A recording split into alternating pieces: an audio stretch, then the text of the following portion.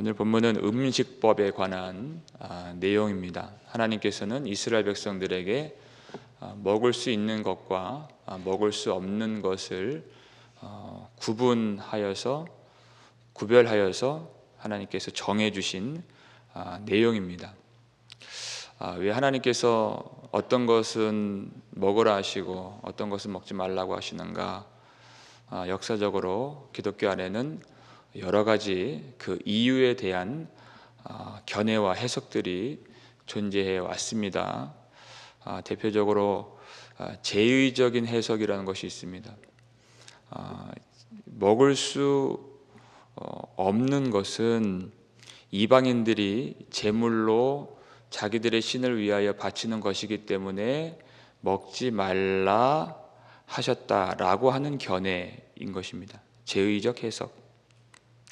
그런데 이방인들이 드리는 제물을 이스라엘 백성들도 드리는 경우가 있기 때문에 그 해석은 많이 좀 부족한 면이 있죠. 설득력이 떨어지는 면이 있습니다.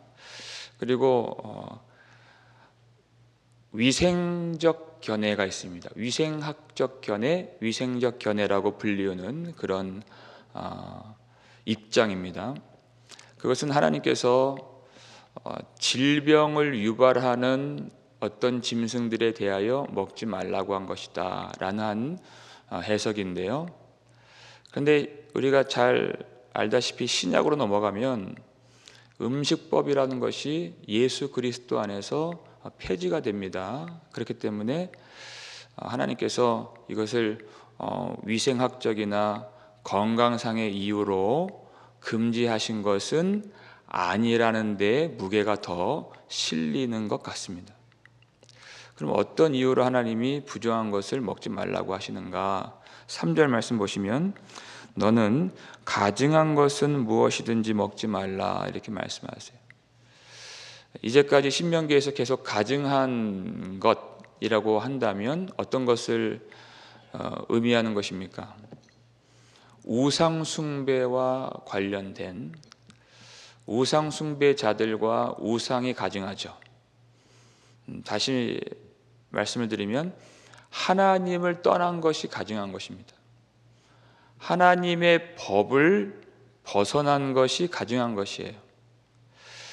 하나님께서 먹을 수 있다라고 하신 것들에 대해서 한 가지 원리를 우리가 찾아볼 수가 있는데 6절 말씀을 한번 보시면 함께 읽겠습니다. 짐승 중에 굽이 갈라져 쪽발도 되고 새김질도 하는 모든 것은 너희가 먹을 것이니라 이렇게 되어 있어요. 이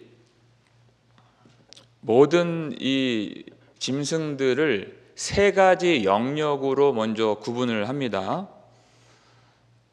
첫 번째는 땅을 기어다니는 짐승, 그리고 하늘을 나는 짐승이죠.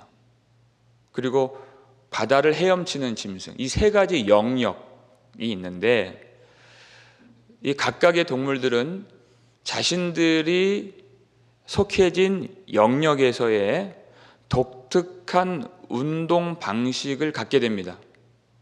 땅을 기거나 달리거나 하늘을 날거나 바다를 헤엄치거나 그러니까 땅에 있는 것들은 무엇이 필요한가?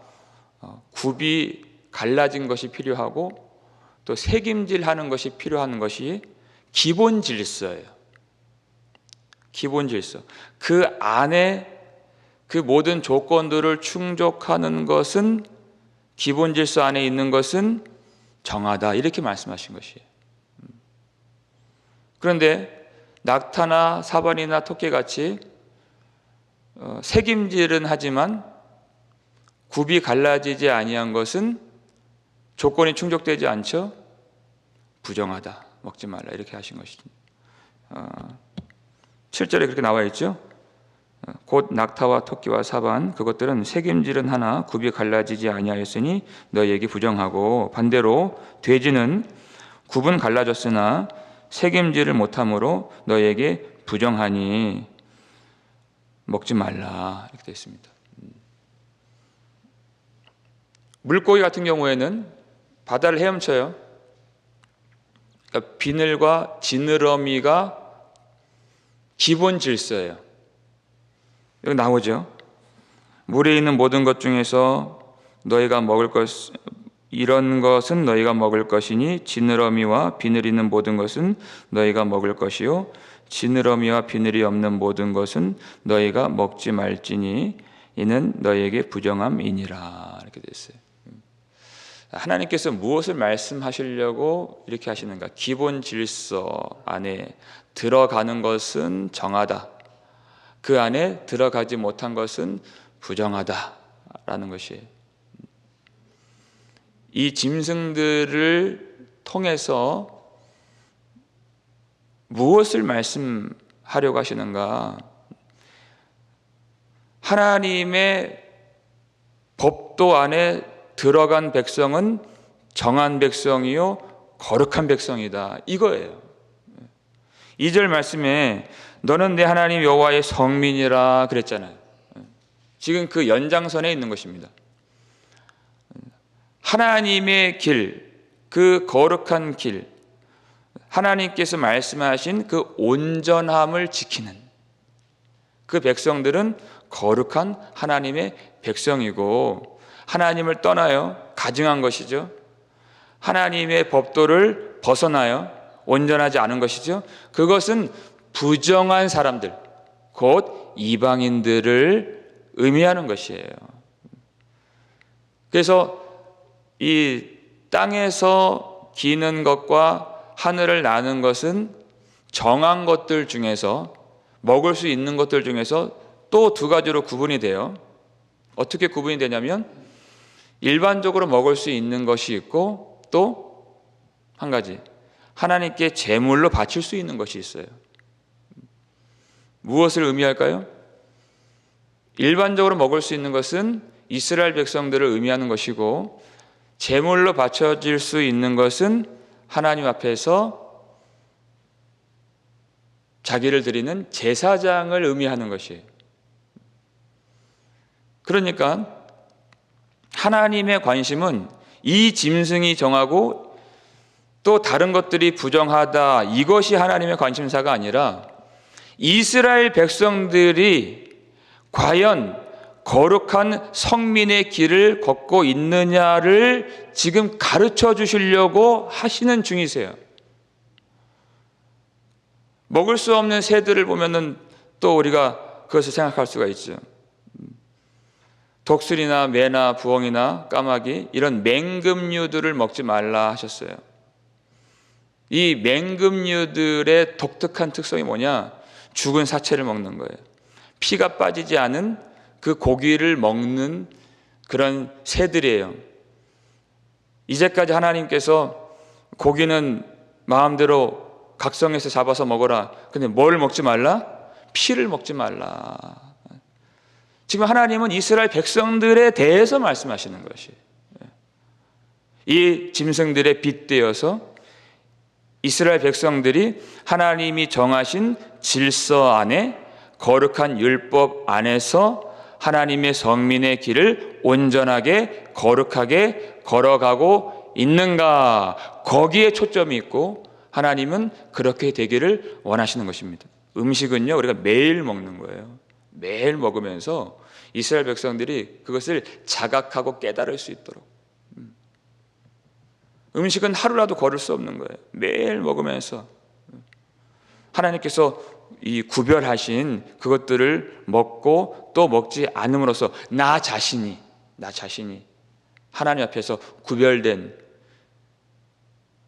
성민의 정체성을 갖고 있는가, 하나님께서 명하신 그 질서와 법도와 명령과 규례와 그 언약 안에서 온전한 삶을 살고 있는가를 깊이 항상 돌아보고 깨닫게 하시기 위해서 그렇게 하신 것입니다. 이스라엘 백성들이 이것을 철저하게 지켜왔죠. 먹는 것은 아주 중요하기 때문에. 그런데 마가복음 7장 18절 19절 말씀으로 들어가면 예수님 이렇게 말씀하세요. 밖에서 그 안으로 들어가는 것이 사람을 더럽게 하지 못한다는 것을 너희가 알지 못하느냐. 모든 음식물은 깨끗하다 하시니라. 이렇게 말씀하세요. 이제 예수님 시대, 이제 새 시대가 온 거예요. 무엇을 먹고 무엇을 먹지 않는 것이 그 사람을 정하게 만들고 부정하게 만드는 그 시대는 이제 지나갔어요. 모든 음식물은 깨끗하다. 사람이 그 먹는 것, 밖에서 안으로 들어가는 것이 이제는 부정하게 만들지 못한다. 왜냐하면 예수님께서 영단번 십자가에 자기를 내어주심으로써 우리가 거룩함을 얻었느니라. 이렇게 말씀하시기 때문이에요. 우리 히브리서 9장 10절 말씀인데요. 읽겠습니다. 이런 것은 먹고 마시는 것과 여러 가지 씻는 것과 함께 육체의 예법일 뿐이며 개혁할 때까지 맡겨둔 것이니라. 아멘. 이 먹는 것, 정결예법, 음식법, 이것은 다 옛 언약 안에 있는 것이죠. 육체의 예법일 뿐이며 그랬어요. 그것은 외적인 율법이고 그 마음은, 양심은 깨끗하게 하지는 못하는 것이다. 그러나 언제까지? 개혁할 때까지. 예수 그리스도께서 오심으로 십자가를 통하여 하나님의 나라 새로운 질서를 예수님이 이루실 때까지 맡겨둔 것이다. 그때까지 유효한 언약, 그것을 옛 언약이라고 하는 것이에요. 사도행전 10장을 보게 되면 아주 중요한 하나님의 구원의 이 역사 가운데, 경륜 가운데 아주 중요한 사건이 고넬료가 회심한 사건이에요. 이방인이죠. 요바에 있었던 무두장이 시몬의 집에서 기도를 드리던 베드로에게 하나님 환상을 보여주세요. 하늘로부터 하늘이 열리고 큰 그릇이 내려오는데 거기에 부정한 짐승이 있죠. 가득 있어요. 큰 소리가 나타나요. 베드로야 일어나 잡아 먹으라. 근데 부정하잖아요, 그 짐승들이. 그러니까 베드로가 내가 주여, 내가 속되고 거룩하지 아니한 것, 깨끗하지 아니한 것을 결코 먹지 아니하였나이다. 거부한단 말이에요. 그랬더니 다시 음성이 나요. 베드로야, 하나님께서 깨끗하게 하신 것을 속되다고 하지 말라. 그 부정한 짐승이 무엇을 의미한다고요? 신구약 동일하게 이방인을 의미하는 것이에요. 예수 그리스도의 피로 말미암아 그 이방인들이 이제 깨끗하게 되는 새로운 시대, 새로운 질서가 열리게 되었다는 것입니다. 그 환상 보자마자 이 고넬료의 사람들이 베드로를 찾아와요. 하나님이 보내셨잖아요.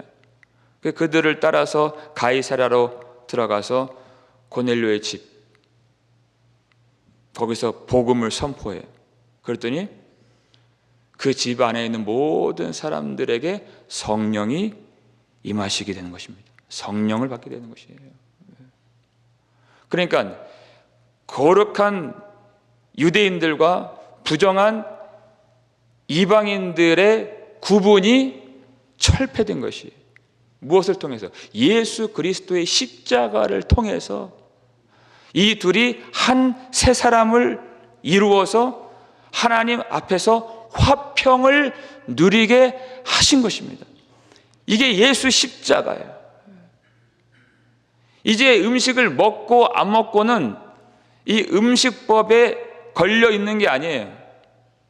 한 가지 법. 무슨 법일까요? 사랑의 법이에요. 새 언약의 법. 사랑의 법으로서 그것을 먹을 거냐 말 거냐, 그것이 이제 결정되는 것이에요. 로마서 14장 15절 말씀이죠.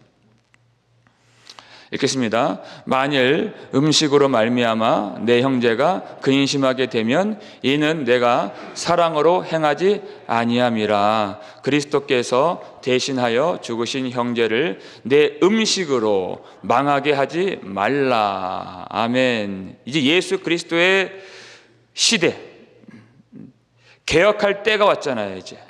그래서 하나님이 지으신 모든 것은 선함에 이렇게 선포가 되었어요. 모든 음식이 깨끗하다 하시니라 이렇게 선포가 되었어요. 먹을 수 있어요. 그리고 믿음이 강한 자는 자유가 있어요.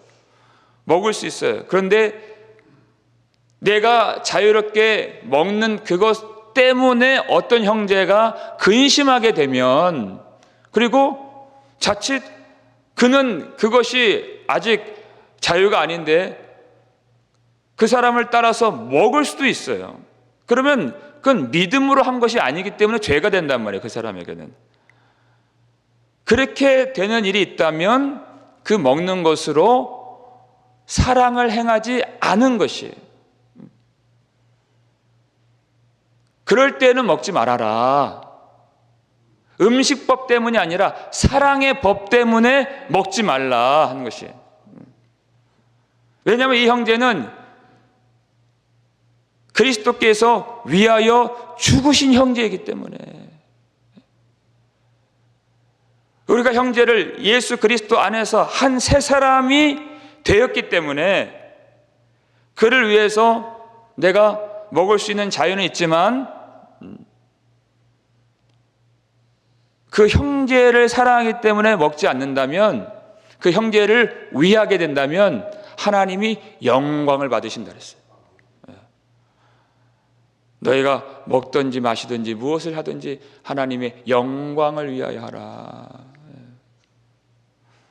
하나님의 나라는 먹는 것과 마시는 것이 아니요 성령 안에 있는 의와 평강과 희락이라 이렇게 되어 있어요.